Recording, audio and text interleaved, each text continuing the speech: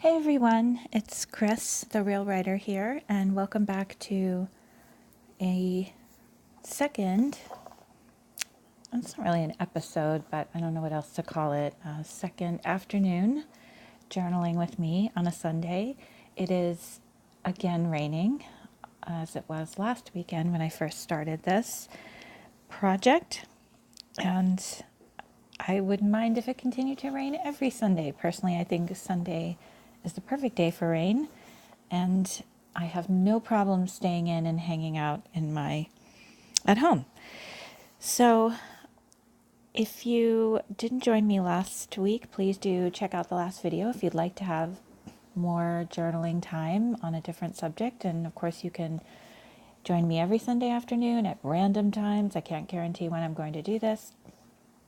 And then one has to account for uploading times to YouTube, etc., and internet, things out of my control. But I will be trying to do them mid-afternoon unless I'm out because it's not raining. If it's not raining, I usually try to take advantage of it being nice to go for a hike. So you can certainly scroll through these and pick them and have a day or an afternoon of random journaling on different topics if you'd like. Make a few hours of it, but usually I'm going to stick to doing this for maybe 5 to 10 minutes, and you can certainly pause and continue if I end sooner than you are ready to. So as I explained last week, I'm going to be using my Tamed Wild deck called Wild Rituals, the Intention deck from Tamed Wild, which is a wonderful, wonderful website that I absolutely love. And these cards contain 30 rituals to help you manifest and direct your intention. Each card contains art, a ritual purpose, history and lore, tools, and detailed instructions. So last week, we had the Calm card, which I've removed from the deck. I'll stick it back in after a while, but I don't want to keep getting the same card. And if we do get the same card, I'm going to choose a different one in future because I'd like us to go through all 30 cards individually. So let's shuffle these and see what we get. And if you want to pause here and, hang out and do some breathing exercises just to bring yourself back into a calm space, maybe speaking of the last card, maybe do the other journaling video, go back and do the Calm video before this. If you feel like you've had a particularly hectic week or whatever, I was part of running a giant all-day competition with 700 students and 200 judges, and I had to get up at 4:30 in the morning to be somewhere by 6, and I didn't get home till after 6, so it was a very, very long day for me. Super weird getting up at 4:30. It's not my thing. If that works for you, you are amazing. I just can't do it. So I am already kind of in a very low vibe state because I'm probably slept for 13 hours. I'm probably half conscious right now. And everything hurts from climbing stairs and walking back and forth across a college campus and climbing multiple stairs multiple times and carrying heavy things. So I am kind of at low ebb right now. So sorry for the jump cut there. I dropped the cards. So I'm just going to pick a card. And I got Empowerment. I hope you can see that. Maybe this side is better. These are 2 mountains and a pathway up to them. So let me read it to you. Empowerment. This print is so tiny I have to take off my glasses. Purpose. When listlessness engulfs you, when doubt surrounds you, when you need to reach the summits of your heart and soul, entrust your intention to this card. History and lore. Mountains represent power, spiritual strength, emotional balance, and clarity. The mountains stand tall and strong, offering you a space to leave the weight of the mundane, daily grind behind. As you immerse yourself in the immense power of their natural grandeur, you, like the ground that supports these majestic giants, are transformed. Sorry, as an editor, I'm looking back over that thinking how awkward syntactically and in terms of punctuation that sentence was. It wasn't laid out appropriately for reading. So let me read it again. The mountains stand tall and strong, offering you a space to leave the weight of the mundane daily grind behind. As you immerse yourself in the immense power of their natural grandeur, you, like the ground that supports these majestic giants, are transformed. So tools, one or more glorious mountains. Well, we don't have that, so we're going to use this card because it has one or more glorious mountains on it as the image. If physically traveling to a mountain is not possible, an image of a mountain is a worthy substitute. Excellent. So, ritual instructions.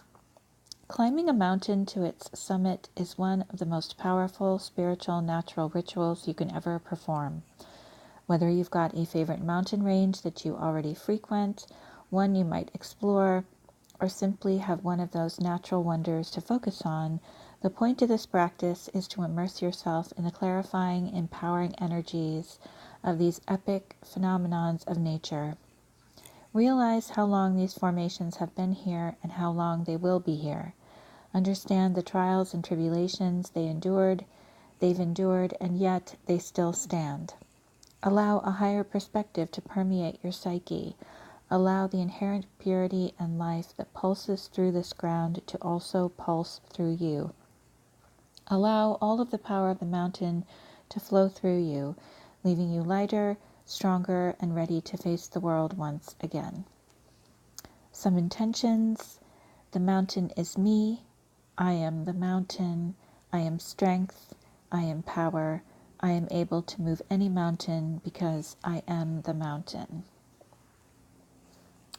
So this brings to mind some journaling prompts here, and you can certainly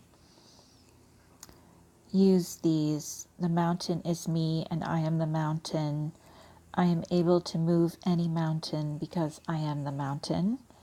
You can do those. You can do I am strength, I am power. Those are the ones on the card. But what's also coming up for me is asking yourself, where do you need support?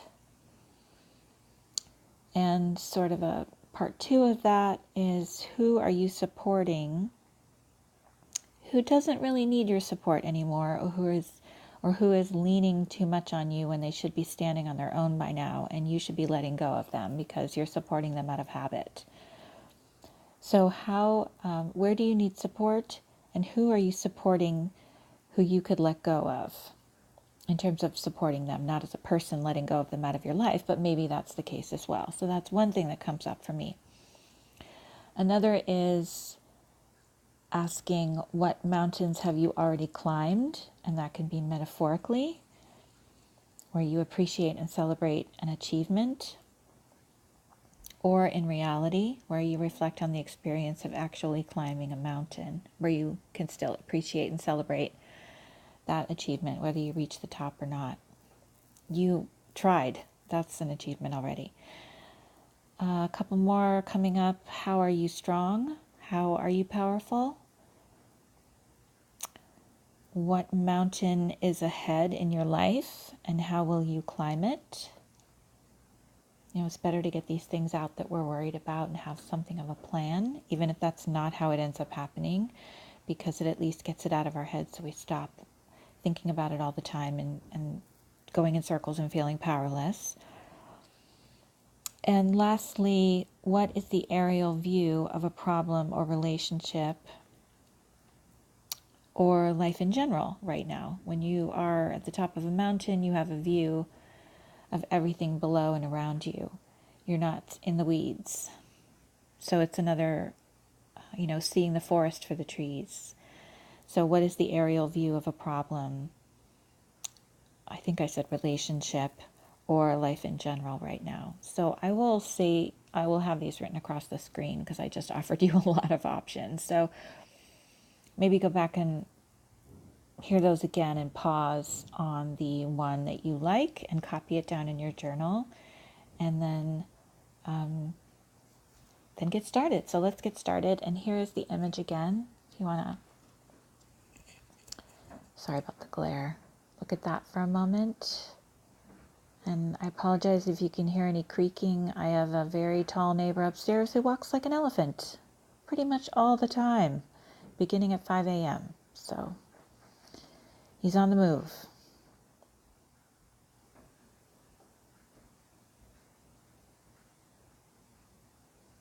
Okay, and you can certainly pause it so that you can still see this image if that's helpful to you.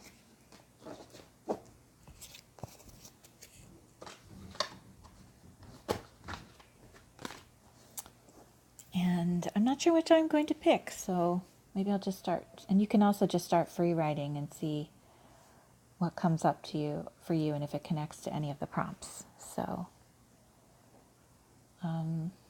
let's get started.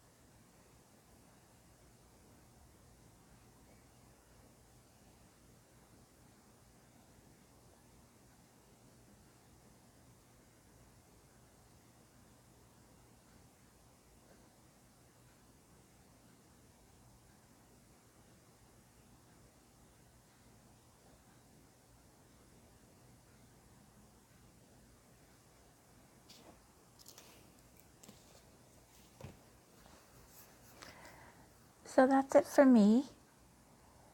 Thanks to you for joining me. I hope this was a productive session, or you feel like you're getting back in touch with yourself and your writing and just finding some time for yourself to think and to process and slow time down and be present. I find that that's really, really important to me right now, is to slow down and stop rushing around too much, being on the internet too much. I want to sit and stare into space sometimes and just watch the curtain fluttering in the window because the window's open, and or watch a candle, or just sit and let my thoughts drift, or read or walk, or just things that keep you very, very present in the moment, because time is passing so fast. It's passing so quickly, and I find myself often just looking forward to whatever situation I'm in being over so I can go home, or so I can go run another errand, or whatever. I mean, usually not things with friends and family and stuff like that, but I'm always thinking ahead to the next thing and when I'm going to have some space and time for myself, and not being present in the moment, and not necessarily really choosing things that I want to do and places I want to be and people I want to be with. So I want to be more conscious of that, so I'm not hurrying that time along until I can be by myself. But also, I don't know about all of you, but I'm an introvert, and I've had to force myself to be an extrovert in almost all areas of my life, because people don't really know what to do with introverts. They think there's something wrong with us. They can't understand us, or we make them uncomfortable because they like to go, go, go, and they don't want to stop and think. And so they just are uncomfortable with people who want to be quiet and slow down and be by themselves a lot. But I need it to recharge. I'm sure many of you do as well, and journaling is a great way to do that. And so I'm trying to balance this time of being, in recharge mode, with having to recover in other ways because I'm not doing things I want to be doing, if that makes any sense. I think if you're an introvert, especially for us, if you're doing a lot of things you don't want to do out of obligation, or because you have a very busy job, or you have a lot of people depending on you, there's an element of recovery from that, in addition to just recovering from being out in the world on a daily basis, which is always kind of something you need to recover from every day to some extent. It's hard to explain if you're not an introvert, but I think you all feel me if you are. It just ramps up the amount of recovery time you need, and it makes it less pleasant because you literally are recovering instead of just having time for yourself to do whatever you want to do. And I would like more of that time and less recovery time. So that's part of what I'm doing with journaling, and I hope that if you're doing the same, it's helping you. And thank you for joining me. If you want other prompts besides these journaling ones, I'm only on number 2, but those will build up eventually into a longer list, and you can go find another. But you can also go to the other prompts on this channel. There are these 1 minute, sometimes 2-minute videos. I think I have a few that are just a bit longer, where you can just spend time in the world of that video and consider what you are seeing and feeling and thinking, and sensory details. And I have some questions in the description to get you started. They're pretty much the same questions for every video, but every video is different. So you'll come at it from a different perspective, and the scene I am in at the time, what I'm filming, will create a different response in you. So that in and of itself will color the responses you give to the questions. So thanks again, and happy writing.